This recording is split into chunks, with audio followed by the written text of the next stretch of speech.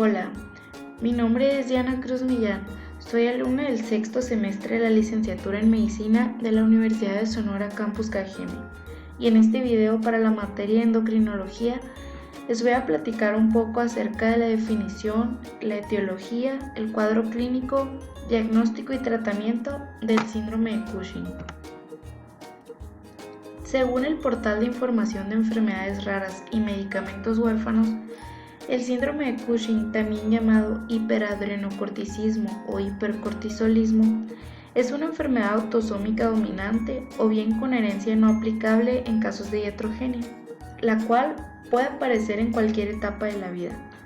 El síndrome de Cushing abarca un grupo de trastornos hormonales causados por los altos y prolongados niveles de exposición a glucocorticoides, que puede ser de tanto origen endógeno por producción elevada de cortisol en la corteza suprarrenal, o bien exógeno como efecto secundario por un acto médico destinado a curar o mejorar una patología determinada, lo que conocemos como iatrogenia.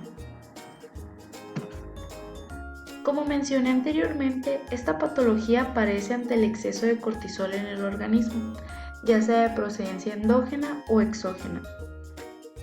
La causa más frecuente de esta patología es la administración iatrogénica.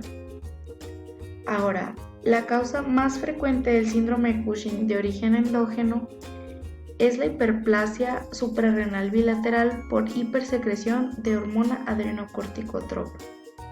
Esto se da por la hipófisis, o bien la producción ectópica de ACTH por un tumor no hipofisiario. Sin embargo, como mencioné anteriormente, se sabe que es mayor la prevalencia del síndrome de Cushing secundario a la ingesta elevada de corticosteroides, es decir, el tipo exógeno y iatrogénico.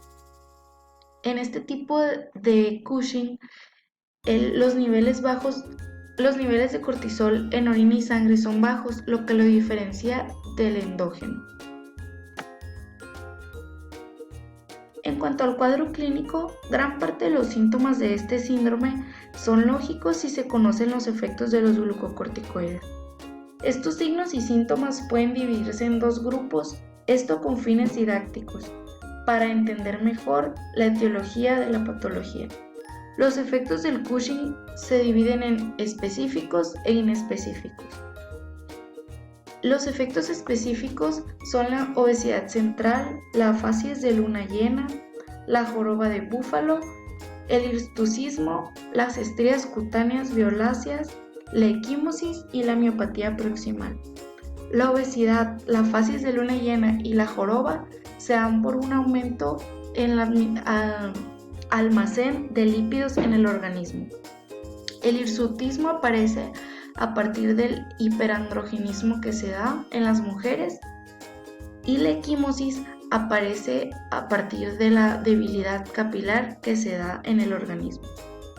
Los síntomas inespecíficos son osteoporosis, fatiga y debilidad, hipertensión arterial, amenorrea, cambios emocionales, edema, poliuria y polidipsia, hipertrofia del clítoris y resistencia a la insulina.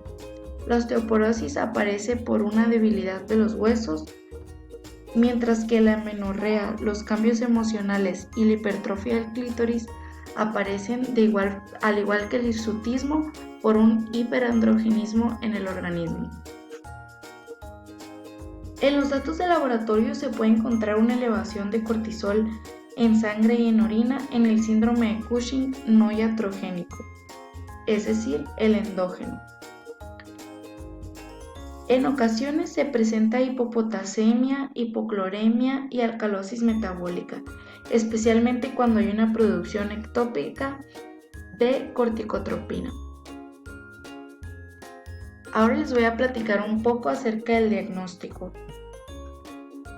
El diagnóstico de esta patología surge a partir de la sospecha de síndrome de Cushing en un paciente que presenta equimosis por fragilidad capilar.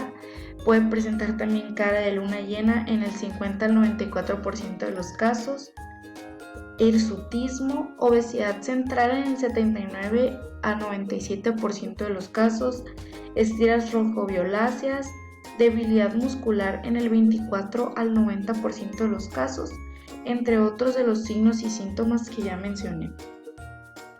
Cuando se presenta el paciente con sospecha de síndrome de Cushing, se debe descartar la toma de glucocorticoides. También se debe descartar causas de pseudo-Cushing y otras patologías que cursan con hipercortisolismo. Se debe utilizar uno de los siguientes test diagnósticos: cortisol libre urinario de 24 horas, cortisol salival nocturno y test de supresión con 1 miligramo de dexametasona. En el caso de que se encuentren valores normales en estos tests, se descarta el hipercortisolismo, mientras que si se encuentran datos patológicos como es el cortisol libre urinario mayor a 3 veces el límite superior normal, o bien cortisol salival nocturno mayor a 145 nanogramos por decilitro, o bien test de supresión con 1 miligramo de dexametasona mayor a 1.8 microgramos por decilitro. Entonces, si se encuentran estos valores patológicos, se debe considerar repetir los estudios para descartar errores, realizar cortisol plasmático nocturno y realizar el test de CRH si este se encuentra disponible en el hospital. Una vez que se realizan estos estudios, si se encuentran valores inconcluyentes, se debe valorar repetir el test. Si se encuentran valores normales, se descarta el hipercortisolismo. Y si se encuentran valores patológicos, se confirma la presencia del síndrome de Cushing.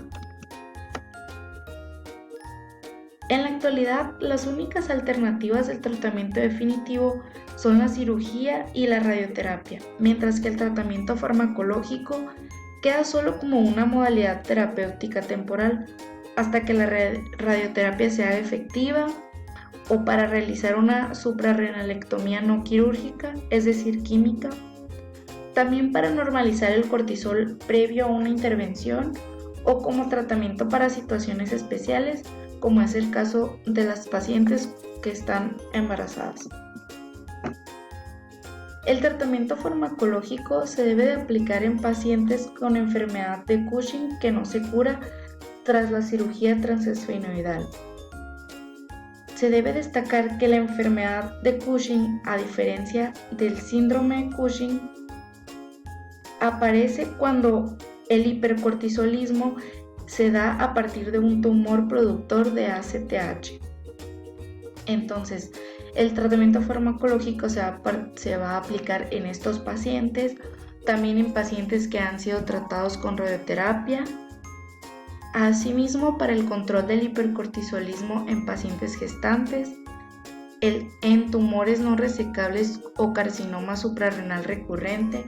En este caso, el tratamiento farmacológico va a ser paliativo.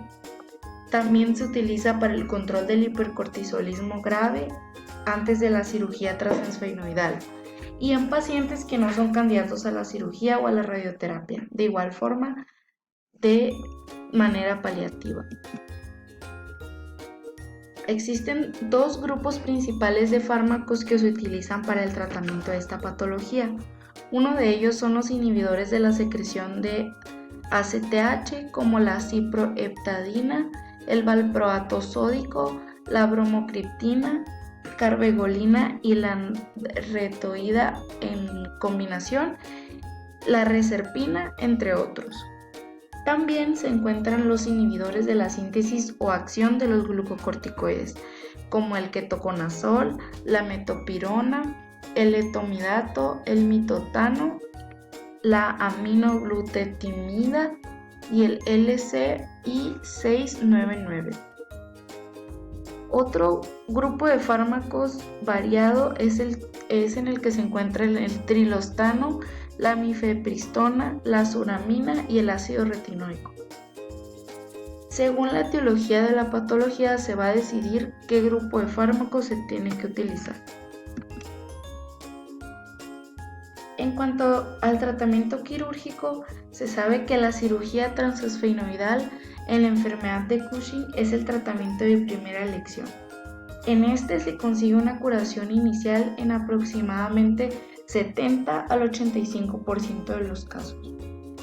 Cuando no se encuentran los resultados esperados después de la cirugía transesfenoidal, se recurre al tratamiento de segunda elección, el cual es la radiación. Este se utiliza cuando la enfermedad persiste o hay una recidiva tras la cirugía. Las referencias utilizadas para esta presentación se las presento a continuación. Muchas gracias por su atención.